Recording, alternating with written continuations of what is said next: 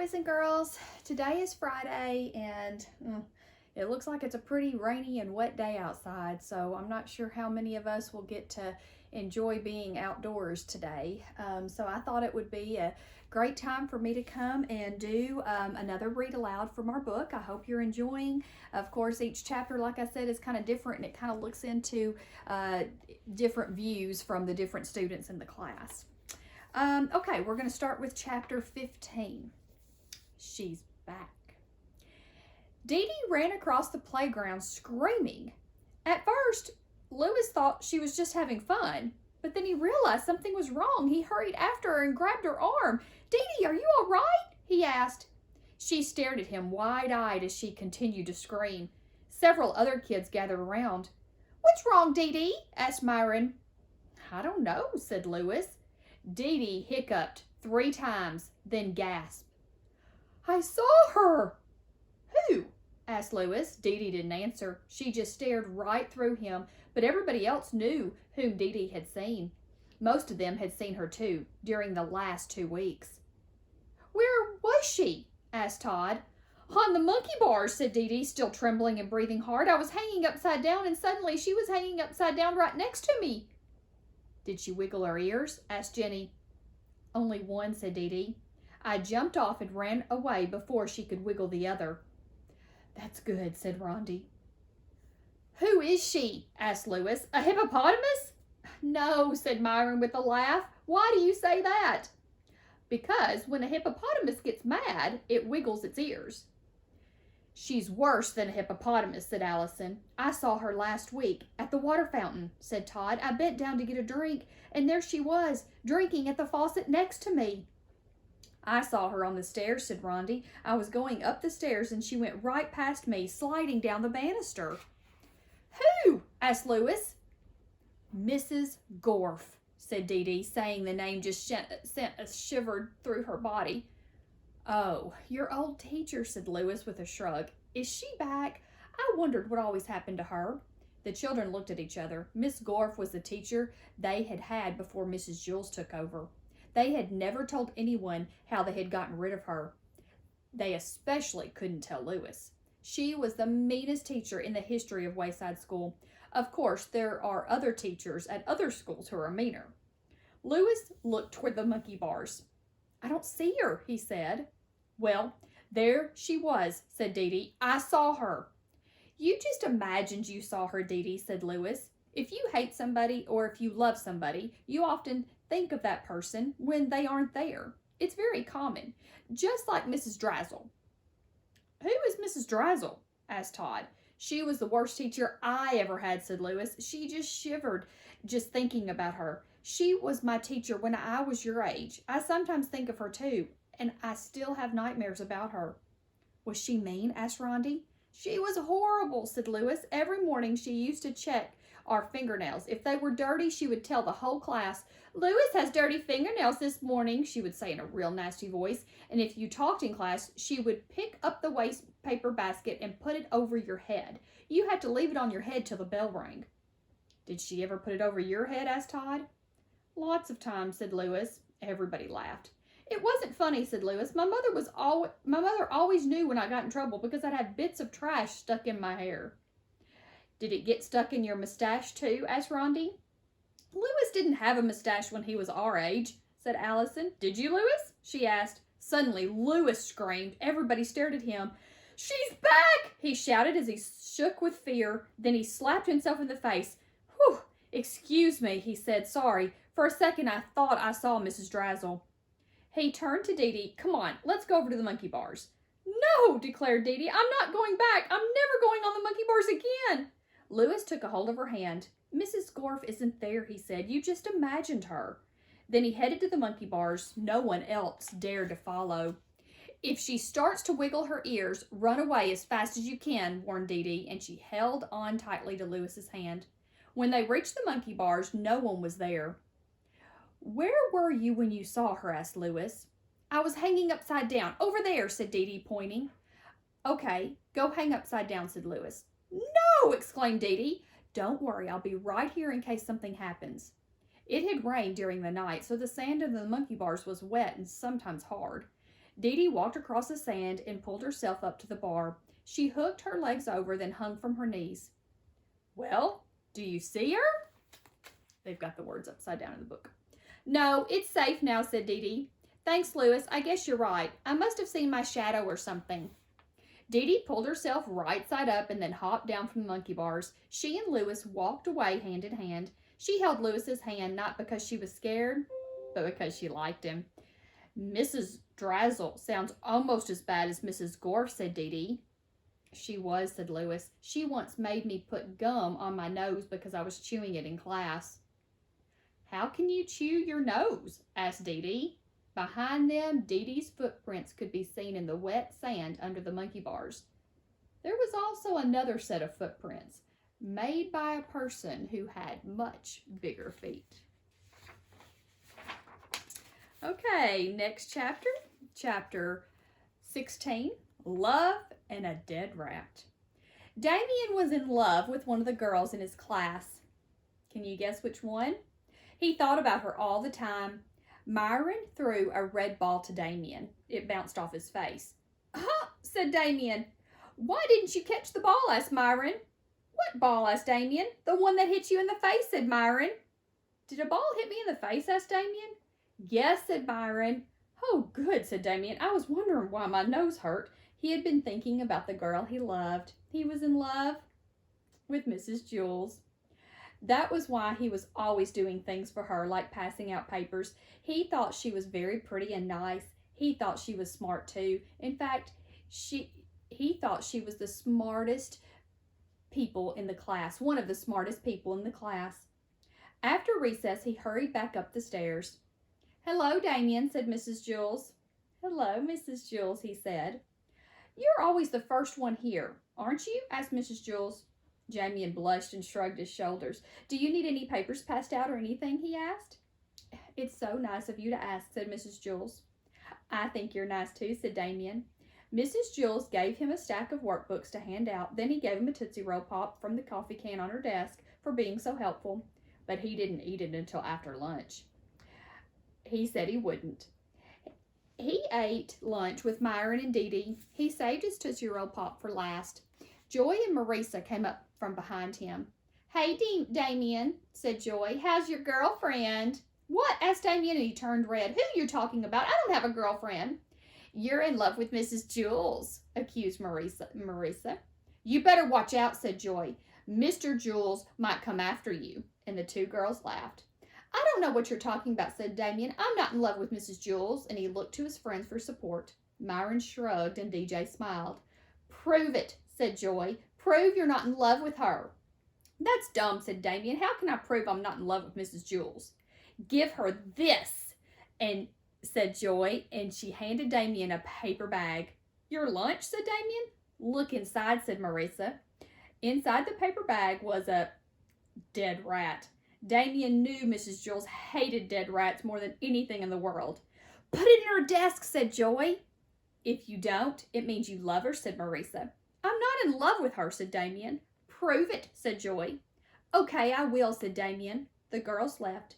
You don't have to put the dead rat in her desk, said DJ. We don't care, said Myron. You think I'm in love with her too, don't you? Asked Damien. Myron shrugged and DJ smiled. Some friends you are, said Damien. I'll show you. After lunch, he was the first one back in the class, and he carried Joy's paper sack. Hello, Damien, said Mrs. Jules. Did you have a nice lunch? It was all right, he muttered. Oh, would you mind getting the construction paper from the closet and putting it on my desk? Asked Mrs. Jules. Thank you. Damien went to the closet and got the construction paper. He put it on her desk. Then when she wasn't looking, he opened the desk drawer and dumped the dead rat into it, and he shut the drawer. Thank you, Damien, said Mrs. Jules. You're always so helpful. It's such a pleasure to have you in my class. Damien felt awful. Mrs. Jules read a story to the class. Damien couldn't pay attention. He kept wondering when she was going to open the drawer.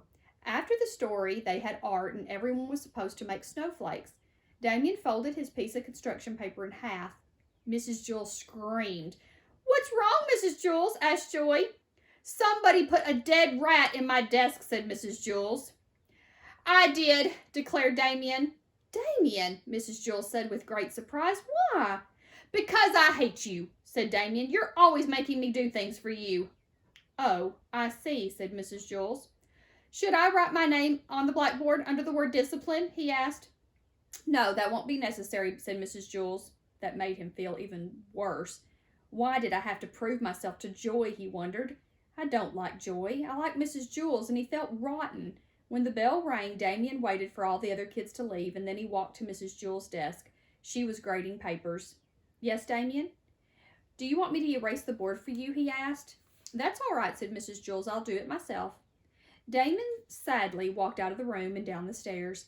He reached the bottom and he turned and ran all the way back up to Mrs. Jules' room. She was putting on her coat. "I love you, Mrs. Jules," Damien declared. "I'm sorry I put the dead rat in your desk. I did it because I don't want anyone to know that I love you. I'm sorry." "I love you too, Damien," said Mrs. Jules. "You do? But what about Mr. Jules?" "Just because I love Mr. Jules, it doesn't mean I can't also love you. Love is different from most things," and she gave him a piece of chalk. If I gave my piece of chalk to someone, then I wouldn't have it anymore. But when I give my love to someone, I end up with more love than what I started with. The more love you give away, the more you have left." Damien smiled. "I love you, Mrs. Jules," he said, and he felt his heart fill up with more love. "I love you, Damien," said Mrs. Jules. "This is disgusting," said the dead rat, and it climbed out of Mrs. Jules' desk and walked out of the room. Chapter 17. What? It was purple. So Jenny read the story backwards. When she was finished, she threw up. "Okay," said Jenny. "So read the story backward," suggested Mrs. Jules. "That way, the beginning will be a surprise."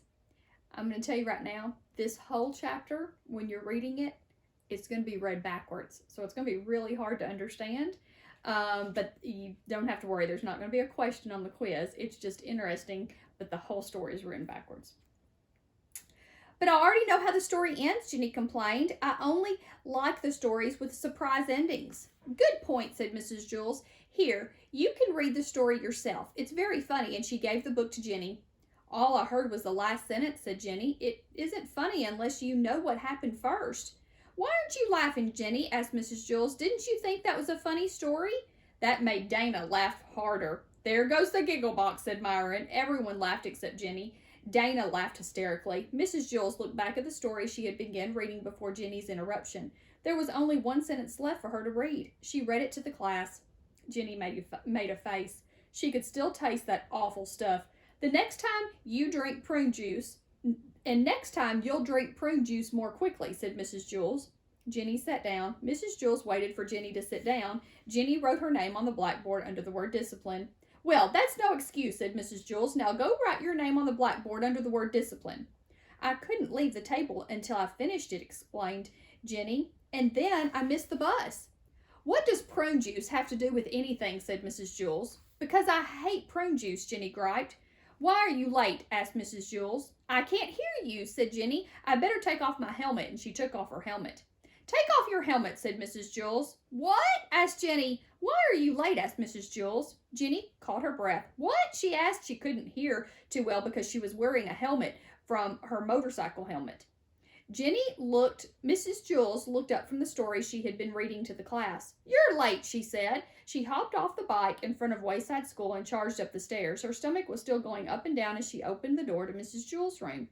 She put on her helmet. Then her father drove her to school on the back of his motorcycle. It was a very bumpy ride. "Put on your helmet," said her father. "I'll drive you to school on the back of my motorcycle." "I missed the bus," Jenny grumbled. "What are you doing home?" asked her mother. She finally got it all down, then hurried as fast as she could to the bus stop. When she got there, the bus was just pulling away. She sighed and turned around and ran all the way back home. Her mother wouldn't let her leave the breakfast table until she finished her prune juice. It took her forever. She hated prune juice more than anything in the world. One day, Jenny was late for school. So that's kind of an interesting chapter because the whole thing was written backwards. Okay, we're going to read one more, and this is chapter 18, and it's called The Substitute. Benjamin couldn't take it any longer. Today was the day he would finally tell Mrs. Jules his real name. So what if nobody likes me, he thought. So what if I stop getting high grades? Hi, Mark, said Jason. Hi, Mark, said Stephen. Hi, he said, and then started up the stairs. Hi, Mark, said Bibi as he took his seat next to her. Guess what? We have a substitute. Woohoo! Shouted Marisa. Everyone in Mrs. Jewell's class loved it when they had substitute teachers. They loved playing mean and horrible tricks on them. Benjamin frowned. He finally had the courage to tell Mrs. Jewell his real name. Rats, he said. That's a good idea, said Terence. We'll put dead rats in her desk. Let's trick her into going outside, said Joy. Then lock her out of the room. But what if she tells Mr. Kidswater? Asked Eric Fry. So what, said Joy. She'll have to go all the way down to the office and then all the way back up. By then, we'll unlock the door. Mr. Kidswater will think she's bonkers. Benjamin looked at the substitute teacher sitting at Mrs. Jewell's desk. She looked like a nice lady. She wore tiny spectacles and had long gray hair tied in a ponytail. He felt sorry for her. He felt sorry for her. And he felt sorry for himself. I was going to tell Mrs. Jewell my name, he thought. I really was. The substitute stood up and walked to the center of the room. Good morning, she said. My name is Miss Franklin. Nobody said good morning back to her. Calvin handed Benjamin a note. At 10 o'clock, drop your book on the floor. Pass it on. Benjamin read it and then passed it on to Todd. Okay, who can tell me what page we're on? Asked Mrs. Franklin. Page 17, called Myron. 112, said Marissa. 98, said Eric Evans. 3,000, said Joe. Mrs. Franklin smiled. I guess we'll have to study all those pages, she said. Benjamin raised his hand. Yes, the handsome young man in the red shirt, said the substitute. He told her the correct page. We're on page 102, he said. Thank you, said the substitute. And what is your name, please? Benjamin thought a moment. He looked around the room, then boldly told the truth. My name is Benjamin, he said proudly. Several kids snickered. Thank you, Benjamin, said the substitute, and there were more snickers. You're welcome, said Benjamin. He felt good, even if the other kids were laughing at him. Mrs. Franklin asked a question from page 102. Jason answered it correctly. Very good, said the substitute. And what is your name, please? Jason looked around. Benjamin, he said. Half the class giggled. Thank you, Benjamin, said Mrs. Franklin. The other kids giggled. Dana answered the next question. And what is your name? Mrs. Franklin asked Dana. Benjamin, Dana blurted and then fell giggling onto the floor. Thank you, Benjamin, said the substitute, and everyone was hysterical. My, it is certainly a pleasure to teach such happy students, said the substitute. Who knows the answer to question 4? They all raised their hands. They all wanted to tell the substitute their names were Benjamin. They were having so much fun they forgot to drop their books at 10 o'clock. At recess, everyone congratulated Benjamin on his great trick.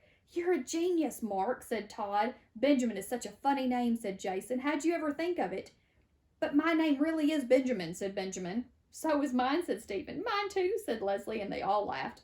Do you think she really believes we're all named Benjamin? Said Eric Evans. Probably, said Joy. If she thought we were lying, she would have gotten mad, said Eric Bacon. The bell rang and they all hurried back to class. After recess was social studies. Who would like to read? Asked Mrs. Franklin, and every hand went up. Okay, Benjamin, said Mrs. Franklin as she pointed to Dana, and everybody laughed.